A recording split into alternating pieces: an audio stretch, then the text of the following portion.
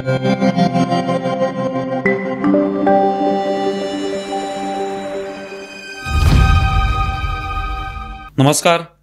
News डंकामध्ये मी महेश विचारे आपल्या सगळ्यांचं मनपूर्वक स्वागत करतो. मित्रांनो, नागपूरमध्ये सध्या शेतकऱ्यांचं आंदोलन सुरू झालेलं आहे. शेतकऱ्यांचे नेते बच्चू कडू यांच्या नेतृत्वाखाली हा महाएल्गार मोर्चा सुरू झालेला आहे. शेतकऱ्यांची कर्जमाफी व्हायलाच पाहिजे ही प्रमुख मागणी आंदोलनकर्त्यांची आहे. त्या दृष्टीने ट्रॅक्टर घेऊन बच्चू कडू हे सरकारला कोंडीत पकडण्यासाठी पुढे सरसावलेले आहेत.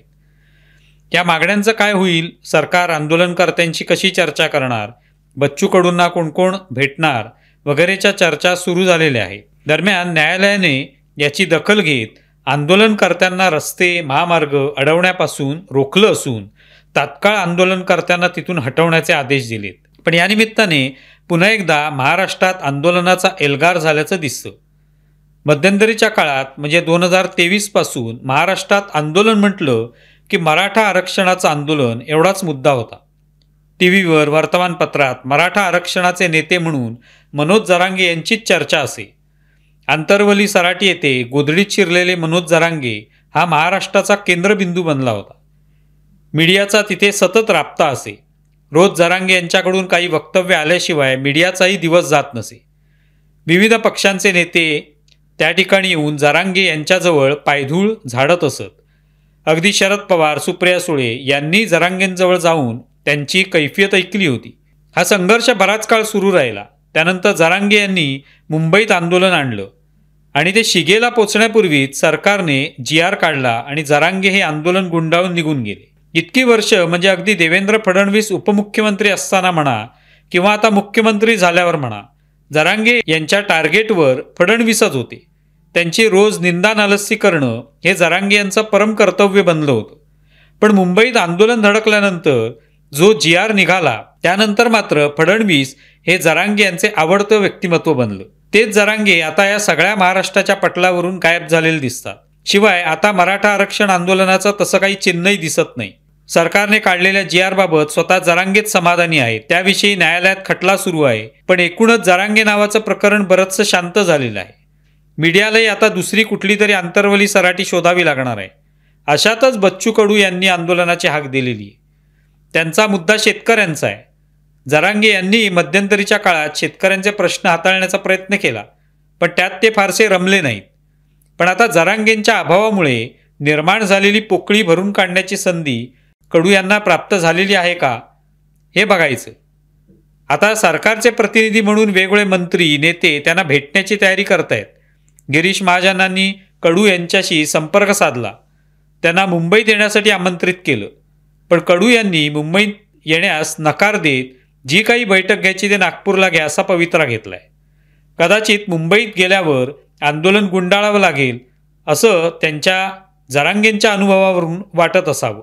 महाराष्ट्राला आंदोलनांची परंपरा आहे, पण जरांगे यांचं आंदोलन संपल्यापासून महाराष्ट्रात एक मोठी पोकळी निर्माण झालेली दिसून येते. ती भरून काढण्याचा प्रयत्न बच्चू कडू करत असावेत.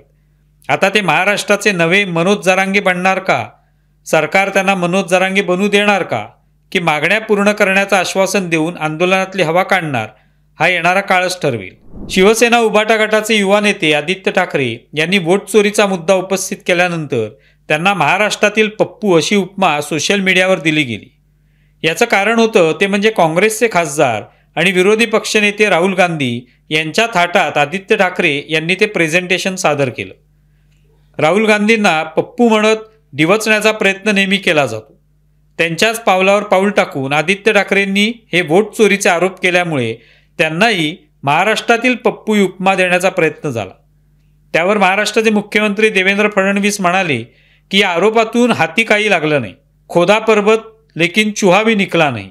पण आदित्य ठाकरे यांना मी चांगला ओळखतो, त्यांनी महाराष्ट्रातली पप्पू होऊ नये. फडणवीसांनी केलेली टिप्पणी महत्त्वाची आहे. युवा नेते हे नेहमी आपल्यापेक्षा अनुभवी नेत्याची कॉपी करण्याचा प्रयत्न करतात. त्यातून आपल्याकडे सर्वांचं लक्ष वेधण्याचा त्यांचा प्रयत्न असतो. मात्र राहुल गांधी हे गेल्या काही काळात हायड्रोजन बॉम्ब फोडण्याची भाषा करता करता अचानक गायब झालेत. त्यांच्या वोट चोरीच्या आरोपांमुळे कसलाही स्फोट झाला नाही. त्याच्याशी मिळतं जुळते आरोप आदित्य ठाकरेंनी केल्यामुळे भलेही मीडियाने त्याला बॉम्बची उपमा दिली असली तरी त्यातून महाराष्ट्रातील जनतेच्या कांठळ्या वगैरे बसल्या नाहीत. म्हणूनच आपण काहीतरी वेगळं केलं पाहिजे, ज्यामुळे युवा नेता म्हणून जनता आपल्या पाठीशी खंबीरपणे उभी राहील, हे पाहणं आवश्यक असतं. मात्र तसं झालं नाही तर नेत्याची टर उडवायला जनता मागे पुढे बघत नाही. त्यातून वाटचालीला खीळ बसण्याची शक्यता असते.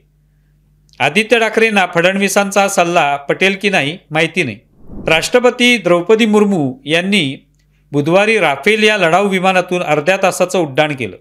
या दरम्यान त्यांचा अंबाला एअरफोर्स बेसवर स्क्वॉड्रन लीडर शिवांगी सिंह यांच्यासोबत घेतलेला फोटो चर्चेत आला आहे. कारण याच त्या शिवांगी सिंग आहेत ज्यांच्याबद्दल पाकिस्तानने ऑपरेशन सिंदूर दरम्यान खोटे दावे केले होते. पाकिस्तानने म्हटलं होतं की भारताचं राफेल आम्ही पाडलं आणि शिवांगी सिंग या आमच्या ताब्यात आहेत. शिवांगी सिंग या भारतीय हवाई दलाच्या गोल्डन ॲरोज स्क्वॉड्रनमधील पायलट असून देशातील पहिल्या आणि एकमेव महिला राफेल पायलट आहेत. त्यांनी यापूर्वी ऑपरेशन सिंदूर दरम्यान राफेल उडवलं सुद्धा आहे. तुम्हाला आठवत असेल की ऑपरेशन सिंदूर नंतर पंतप्रधान नरेंद्र मोदी हे आदमपूरला गेले होते आणि तिथे S-400च्या पार्श्वभूमीवर त्यांची छायाचित्र प्रसिद्ध झाली होती. कारण तेव्हाही पाकिस्तानने असा दावा केला होता की त्यांनी S-400 ही संरक्षण प्रणाली उद्ध्वस्त केली आहे, पण प्रत्यक्षात ती सुरक्षित होती आणि याच प्रणालीद्वारे पाकिस्तानचे सगळे हल्ले यशस्वीरित्या परतवून लावले होते. त्यामुळे पुन्हा असाच हा पाकिस्तानचे खोटे उलगडून दाखवणारा प्रसंग घडलाय. शिवांगी सिंग यांचा राष्ट्रपती मुर्मू यांच्यासोबतचा फोटो हा पाकिस्तानचा खोटा चेहरा दाखवणारा ठरलाय आणि या निमित्ताने भारतात काही लोकांना ज्या उकळ्या फुटल्या होत्या त्यांचंही नाक ठेचलं गेले. 29 वर्षे शिवांगी सिंग या वाराणसीच्या असून 2017 हवाई दलात दुसऱ्या तुकडीतल्या महिला फायटर पायलट म्हणून सामील झाल्या. 2020 राफेलसाठी पात्र होण्यापूर्वी त्यांनी MiG-21 बायसन हे विमानसुद्धा उडवले. जगातील सर्वात जुन्या लढाऊ विमानांपैकी एकापासून अत्याधुनिक विमानापर्यंतचा त्यांचा प्रवास भारतीय हवाई नेतृत्वाच्या बदलत्या रूपाचं प्रतीक आहे. अलीकडेच तामिळनाडूच्या तांबरम येथील फ्लाइंग इन्स्ट्रक्टर्स स्कूलमध्ये एअर मार्शल तसबीर सिंह यांनी त्यांना सन्मानित केलं. 9 ऑक्टोबर 2025 रोजी शिवांगी सिंग यांनी क्वालिफाईड फ्लाइंग इन्स्ट्रक्टर हा बॅच प्राप्त केलेला आहे. त्यानिमित्त त्यांचा गौरव करण्यात आला होता. तुम्हाला व्हिडिओ कसा वाटलाय जरूर कळवा. आमचा व्हिडिओ जास्तीत जास्त लाईक करा, शेअर करा आणि आमचे यूट्यूब चॅनल सबस्क्राईब करा. धन्यवाद.